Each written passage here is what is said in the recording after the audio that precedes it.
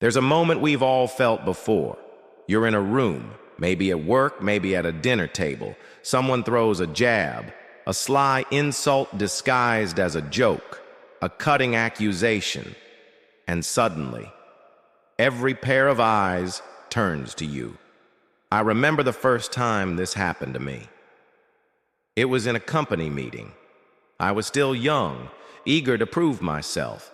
Out of nowhere, a senior colleague chuckled and said, "You think you're the smartest guy here, don't you?" The room went silent. My chest tightened. My mind scrambled for words. And my instinct was to defend myself, to explain, to prove I wasn't what he said. But the more I spoke, the weaker I felt. The more I explained, the more it looked like he was right. That day, I learned something powerful. The urge to defend yourself is the very trap that separates the weak from the truly dangerous. Because the second you defend yourself, you've already lost. Why defending yourself is a trap. And that's where we begin. Most of us believe that defending ourselves restores the truth, that it clears our name. But power doesn't live in truth. It lives in perception. And perception is built on frames, invisible rules that shape the battlefield of human interaction. The moment you say, "That's not true, let me explain," you've stepped into your opponent's frame. You've accepted their version of reality. You've handed them authority over your reputation.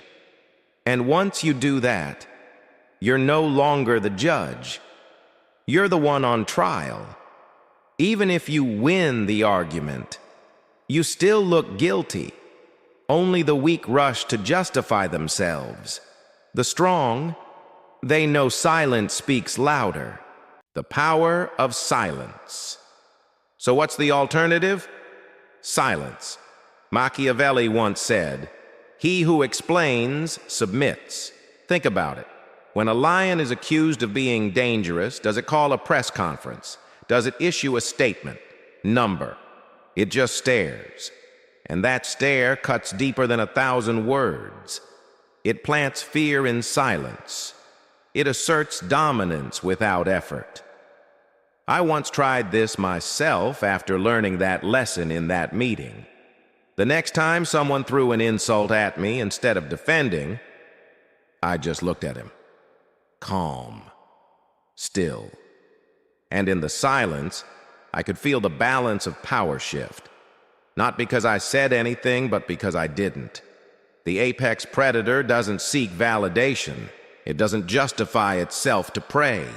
Its presence alone commands respect. The silent reversal. Now let's take this into the social arena. Picture this. You're at a business dinner. Someone leans back and says, "You always think you're the smartest person in the room." Most people laugh nervously. They rush to explain, "No, that's not true. I just..." And in that instant, their status collapses. I've been there too. Once at a networking dinner, a colleague threw that line at me. I was about to defend myself, but I stopped. I remembered Machiavelli's law. Instead, I just held his gaze. Calm. Silent. The whole table shifted. People began to wonder, why didn't he respond? Did that attack bounce off? Does he know something we don't? And suddenly, it wasn't me who looked weak. It was him. That's the reversal. That's how you flip the frame without lifting a finger. Mystery is power. But silence doesn't just flip a frame. It does something deeper. It builds mystery. Here's something most people never realize. The more they understand you, the less they fear you. When you explain yourself, you strip away your mystery. But when you stay silent, you force others to fill in the blanks. And humans almost always exaggerate what they don't understand. Think of Michael Corleone in The Godfather. His enemies argued, shouted, pleaded. He just listened. And then when the time was right, he acted. I've seen this in real life too. Some of the most respected leaders I've met aren't the loudest in the room. They're the quiet ones, the ones who choose their words like a scalpel. Their silence made me lean in closer, wondering what they were thinking. Mystery amplifies power. The psychological torture of silence and mystery has a side effect. It unravels your accuser. Here's what silence does to them. At first, they repeat the accusation louder, then they add details, then they start looking around for backup. I've seen this firsthand. In one argument, I chose silence, and within minutes, the other person grew frustrated, repeating themselves, sweating, almost arguing with shadows. That's when I realized silence isn't weakness. It's a mirror that forces people to face their own insecurity, reframing the attack. But silence isn't the only tool. Sometimes you go further. You reframe. If someone says, "You're manipulative," you calmly reply, "Funny." Only people who can't be influenced say that. If someone says, "You're arrogant," you smile slightly and say, "Confidence usually makes the insecure uncomfortable." I tried this once in a casual conversation when someone joked about me being too confident.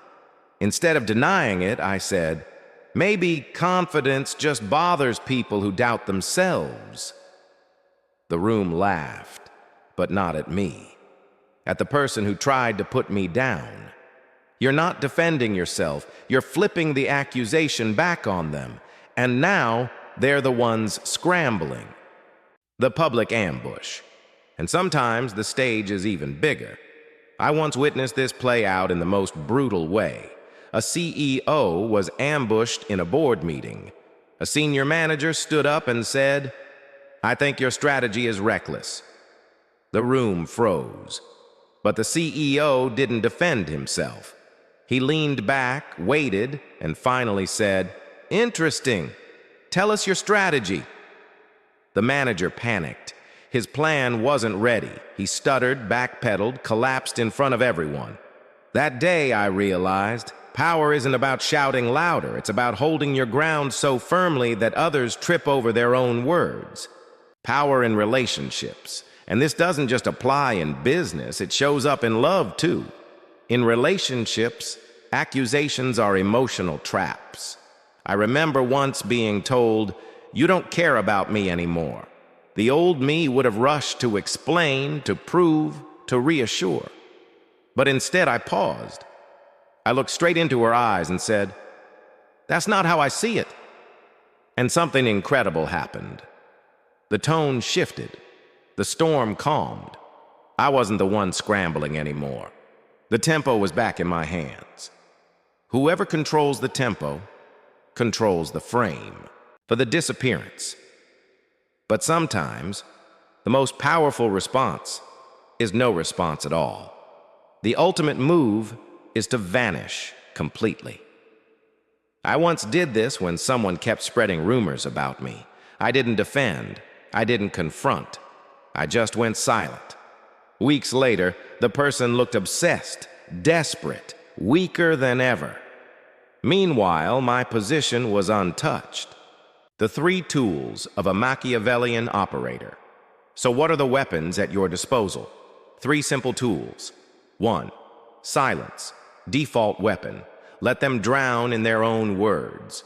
2. Deflection. Shift the spotlight. Make them explain themselves. 3. Precision cuts. Short, lethal phrases. Noted. Think what you like. Strange how confidence makes people uncomfortable. These aren't defenses. They're blades. Aura over reputation. But tools aren't enough. You need something deeper.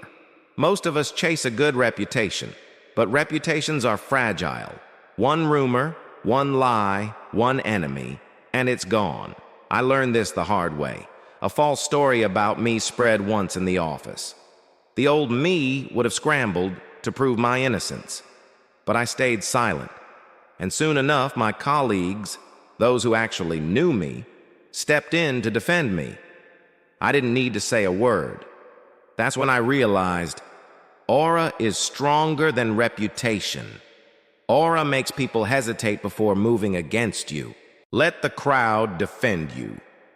And when your aura is strong enough, something magical happens. The more you defend yourself, the weaker you look. But when you stay silent, the crowd begins to defend you. I've seen this with my own eyes. Once, during a heated debate, I said nothing, and someone else spoke up. That was uncalled for. He didn't even respond, and just like that, I had allies I didn't even ask for. The final stage, presence. And that leads to the highest level, not just silence, but presence.